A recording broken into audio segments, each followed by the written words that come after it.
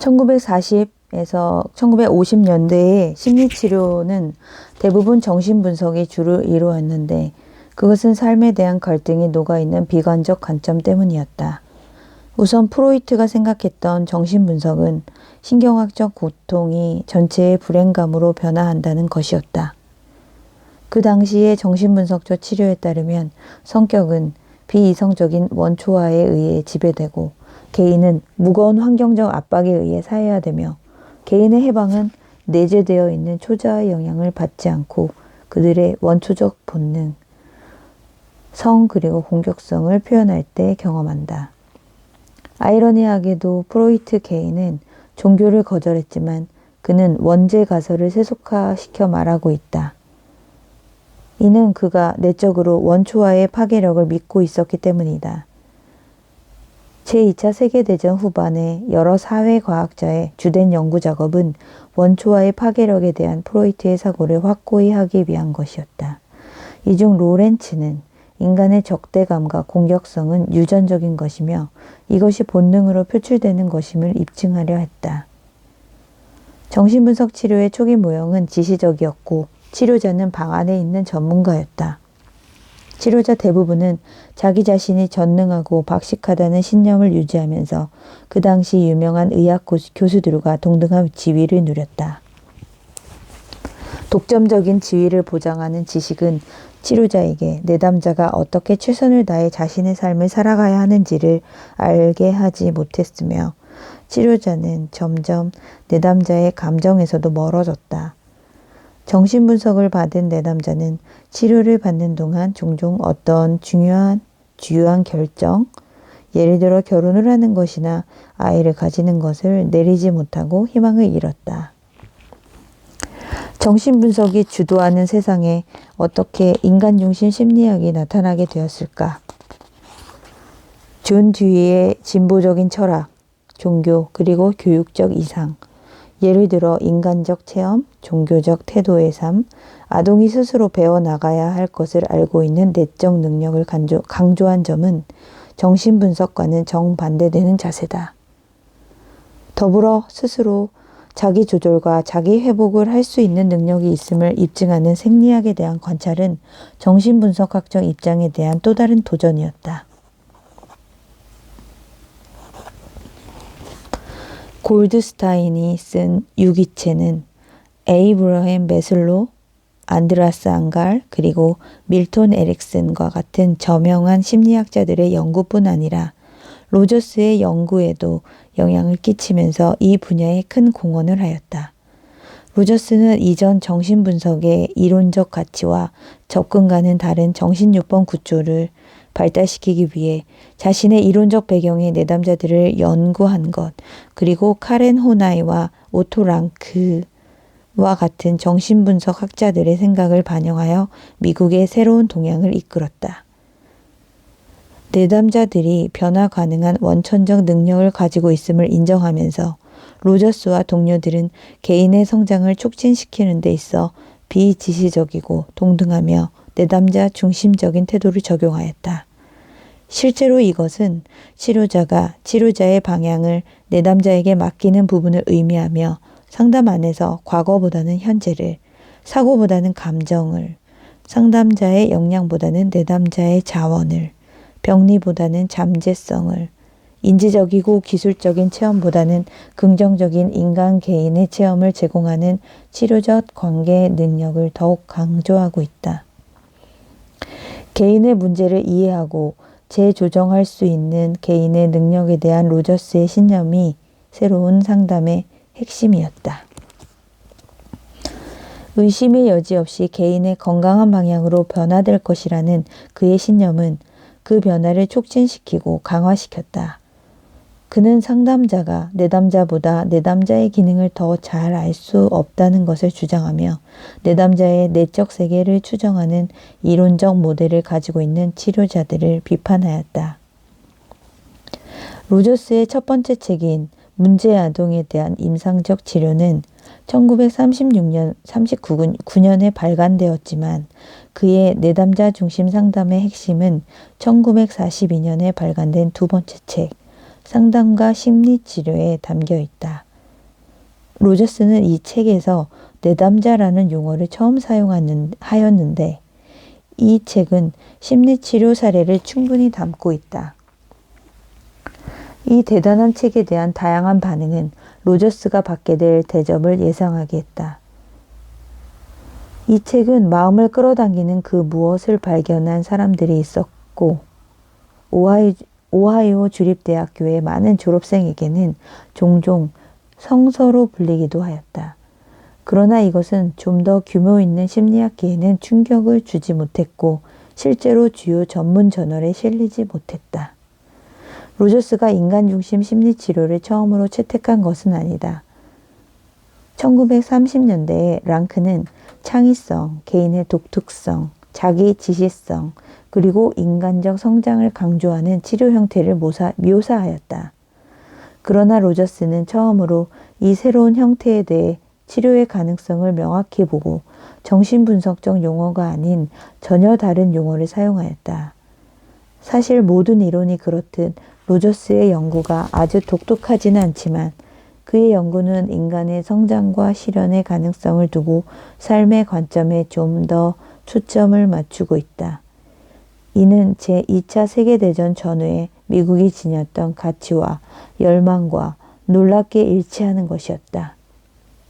내담자 중심 치료의 원래 특성은 프로이트 관점과는 구별되는데 로저스는 기본적으로 개인을 이성적이고 반응적, 실제적이며 성장의 기본을 두고 있다고 생각했다. 프로이트는 삶과 죽음 본능 양쪽 모두를 가정했다. 대신에 로저스는 매슬로와 함께 개인은 잠재성을 실현하는 것, 즉 그들의 잠재성을 충족시키기 위해 창의적으로 움직일 수 있다고 제시했다.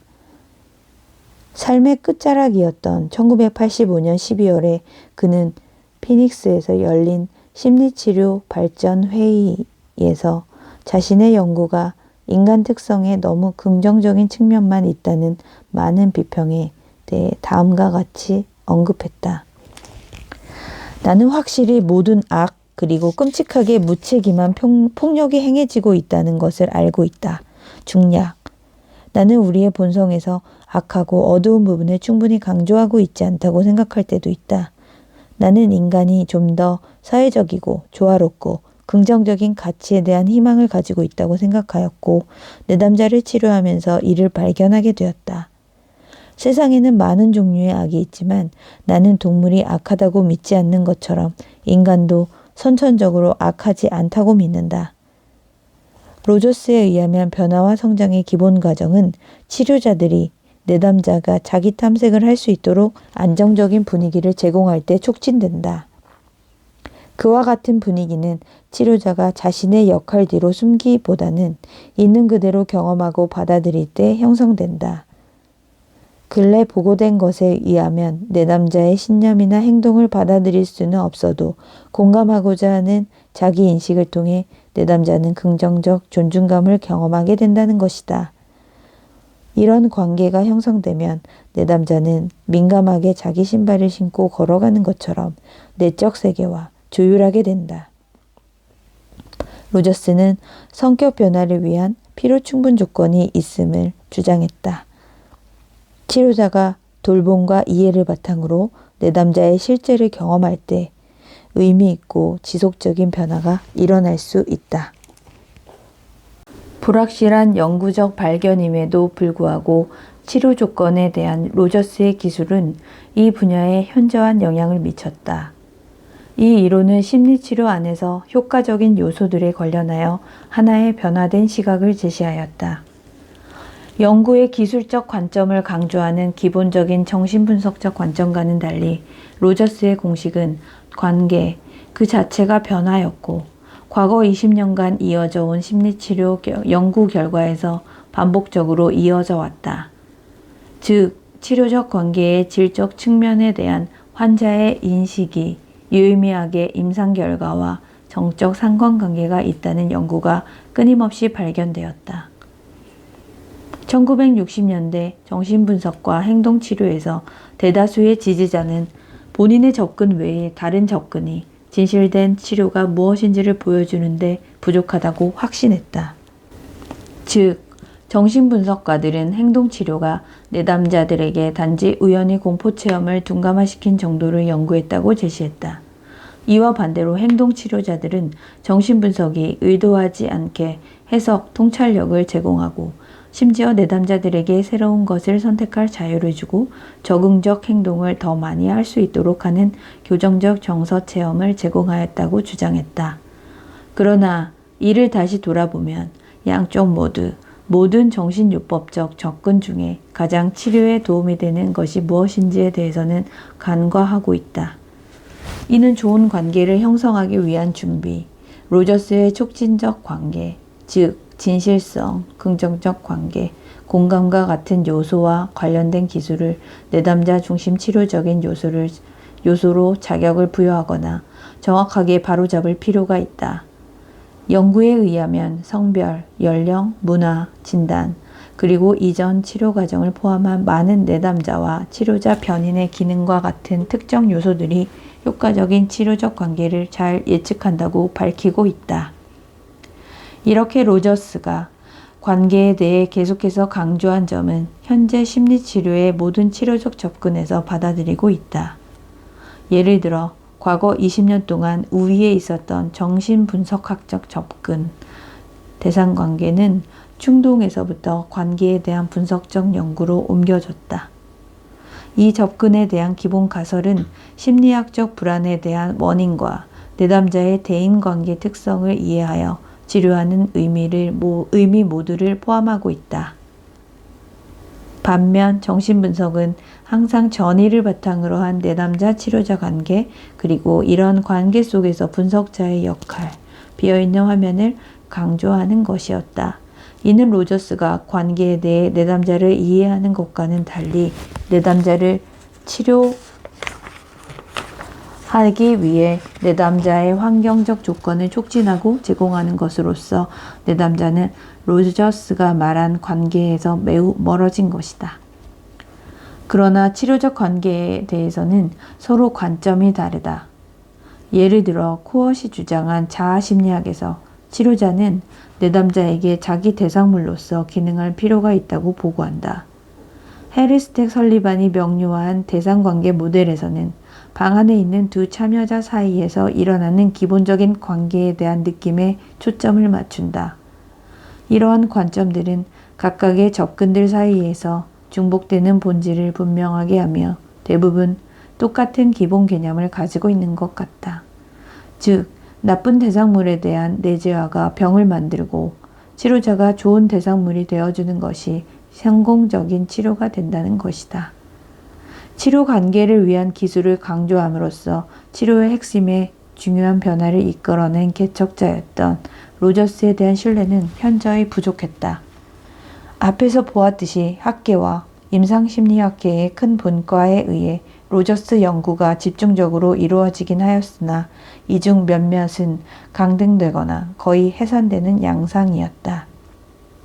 비록 로저스가 미국 심리학회의 구성원들에게 재인식되었다 할지라도 그는 우수 과학자상과 우수한 전문 기여상 모두를 받은 최초 인물이었다.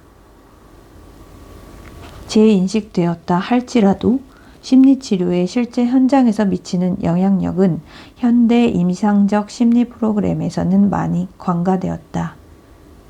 보편적 수준에서 현대의 심리치료 기술에 영향을 미친 한 흐름으로 받아들이기는 하지만 거의 정신분석이나 인지행동 방식에서 수정, 변경된 것으로만 초점을 맞추는 것 같았다.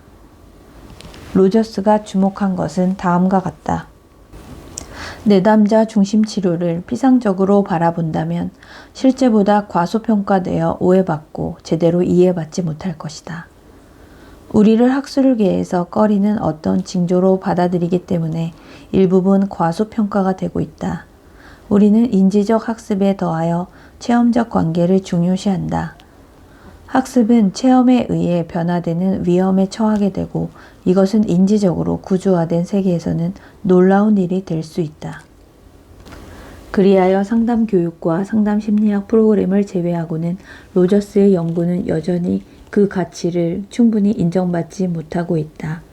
물론 그의 생각은 보통 심리치료 문화의 테두리 안에서는 추천을 받아왔다. 즉 미국에서 절충주의를 따르고 있는 치료자 대부분은 공감, 평등주의, 치료관계의 초기화 관련해 로저스 이론을 기본적으로 받아들이고 있고 로저스 이론의 가치를 받아들이고 있다. 한편 숀에 의하면 로저스 이론을 받아들이는 많은 사람의 이론적 개념은 모두 자신의 지식적 기반 없이 심리학적 전문 용어에 몰두해 있었다. 그리고 내담자 중심 치료 초기에 혁신을 가져왔던 것 대부분은 서로 다른 치료를 다루는 실습자들에게는 당연하고 명백하게 받아들여졌다.